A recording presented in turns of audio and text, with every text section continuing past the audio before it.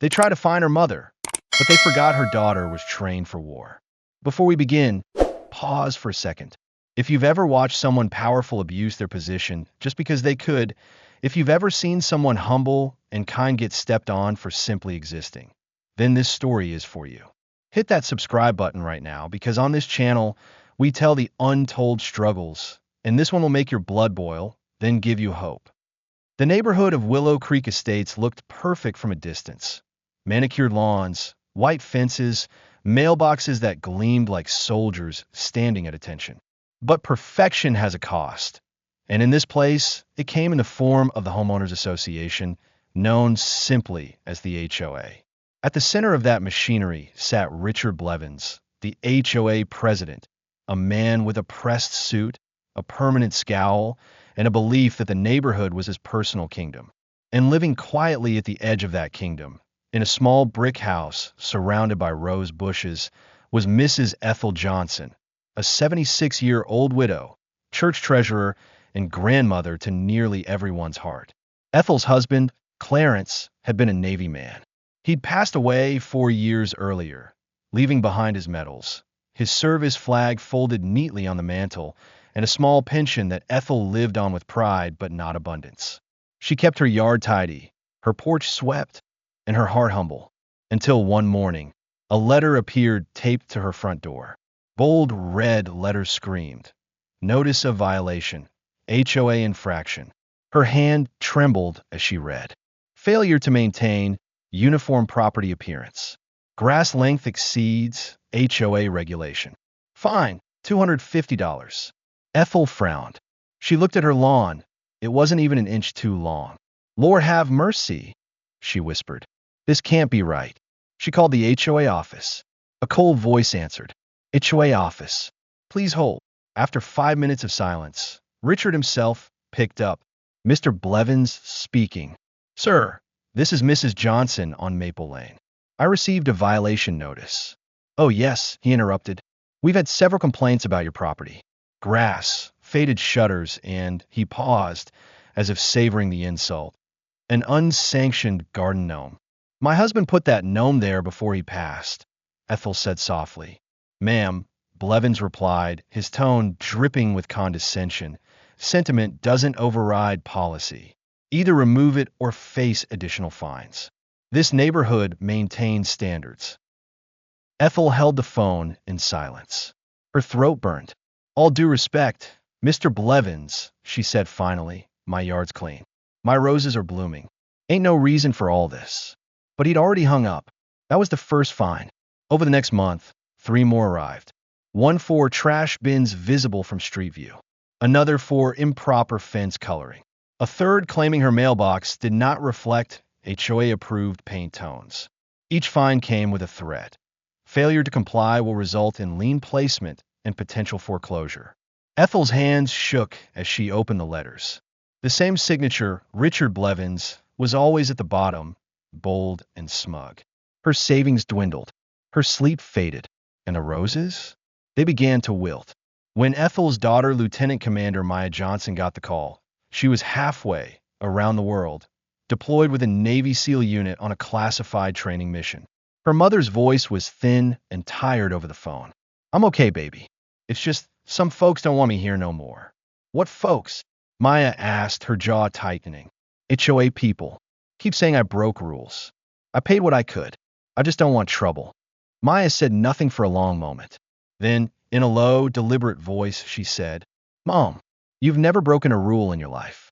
Don't pay them another cent." She booked the next flight home. Where her black SUV rolled into Willow Creek 3 days later, the neighborhood's picture-perfect calm shifted. Residents peered from behind blinds.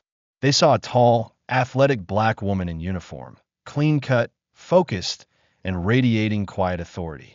Maya stepped onto her mother's porch, hugged Ethel tight, and saw the stack of fines piled on the kitchen table. "$1 for 100, she said aloud, scanning the letters. "For grass."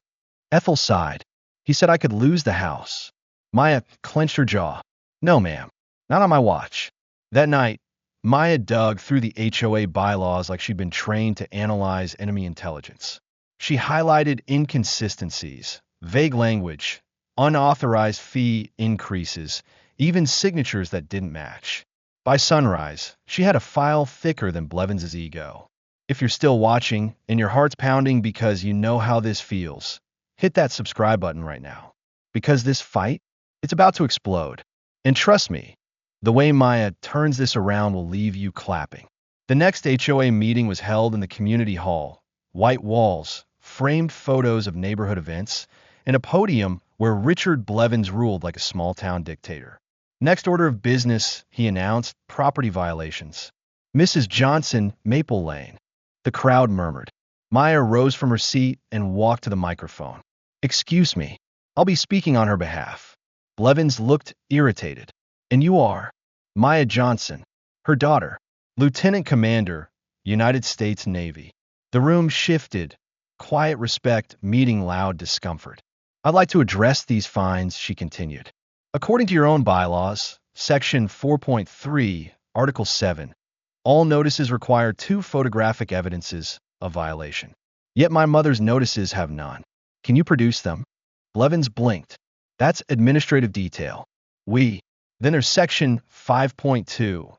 Any member fined must be allowed an appeal hearing before a lien is issued. You skipped that. He cleared his throat. Our decisions are final. Now when you break your own rules, Maya shot back. That's harassment, Mr. Blevins. The room gasped. He laughed, but his voice trembled. You're out of line. Maya leaned forward. No, sir. You are. She pulled out photos from her phone. Her mother's lawn, pristine. Her mailbox, freshly painted. Her trash bins properly stored. Tell me, she said, what standard justifies this? Because from where I stand, the only difference between her house and everyone else's is the color of her skin. A murmur rippled through the room. A few neighbors shifted uncomfortably. Blevins's face turned red. This meeting is adjourned. He slammed the gavel, but cameras were already rolling. One resident had live-streamed the confrontation. Within hours, the clip went viral. HOA president humiliates elderly widow. Navy SEAL daughter claps back. The internet erupted. Comments poured in.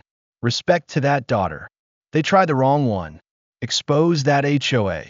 By morning, the video hit 2 million views. The pressure was on. News outlets started calling. When reporters visited Ethel's home, she smiled politely, but Maya handled the microphones. This isn't about one family, she said. It's about a system that hides discrimination behind paperwork. But the deeper Maya dug, the uglier it got. She discovered that Blevins had forgiven fines for several white homeowners. Same infractions, different outcomes. She found emails where board members joked about keeping standards up in changing neighborhoods. She gathered evidence like a soldier gathering ammunition. And then, an anonymous envelope appeared at Ethel's door. Inside were copies of HOA financial statements, signed by Blevins, showing Community Beautification Fund payments routed to his private landscaping company. Fraud. Embezzlement. Maya froze, staring at the papers. He's been lining his pockets while threatening you, she whispered. Ethel's voice trembled. What are you going to do, baby? Maya smiled faintly. What I was trained to do. Expose the enemy. 2 weeks later, Maya filed a formal complaint with the State Housing Ethics Board, attaching every document, email, and financial statement. Then she made her move public. At the next HOA meeting, packed with neighbors and cameras, she walked straight to the front and placed the documents on the table. Mr. Blevins, she said, you fine my mother for her grass. Meanwhile, you build this community thousands for lawn maintenance through your own company. Blevins's mouth opened, but no sound came. She lifted another sheet. And here, payments to your wife's business. Printing invoices for violations you invented. This isn't an HOA, Mr. Blevins. It's your personal ATM. The crowd gasped. Someone shouted, Is this true? Another yelled, You've been stealing from us. Blevins tried to stand. These are fabricated. No, sir, Maya said, her voice calm but deadly. I cross-checked every payment with state records. You've been funding your lifestyle with intimidation. The police entered moments later, responding to a tip Maya had quietly placed that morning. They walked him out in handcuffs. Cameras flashed. Mrs. Johnson watched from her seat, tears in her eyes, whispering a prayer. Justice had come to Willow Creek, at least for the moment. Weeks later, peace seemed to return. Ethel's fines were voided. The HOA board was dissolved. The state launched a full audit. Neighbors apologized. Some brought pies. Others just nodded with quiet respect when they saw Maya jogging in the mornings. Life started to feel normal again. Until one night, Ethel's doorbell rang. No one was there, just an unmarked envelope. Inside was a single photograph, grainy, black and white, of Maya standing outside her mother's house. On the back, in thick black ink, were 5 words. "You don't know who we are." Maya's stomach turned cold. She flipped the light switch off, peered out the window. Across the street, a dark SUV idled for a moment, then slowly drove away. She exhaled sharply. "It's not over," she whispered. Ethel came into the room. "What is it, baby?" Maya forced a smile. "Nothing, Mama. Just looks like the HOA had friends in higher places." As the camera pans out, the house small under a dark, humming sky, we see Maya opening her laptop, scanning the photo metadata, her expression hardening. The Navy SEAL wasn't just defending her mother anymore. She was going to uncover the network behind the HOA, the money, the power, and the threat that reached far beyond one neighborhood. To be continued. Part 2. The secret network behind the HOA. If this story moved you, if you felt that chill when Maya got that photo, hit that like, comment, share, and subscribe to the Untold Struggles. Because part 2 is going to blow the lid off what really hides behind neighborhood rules.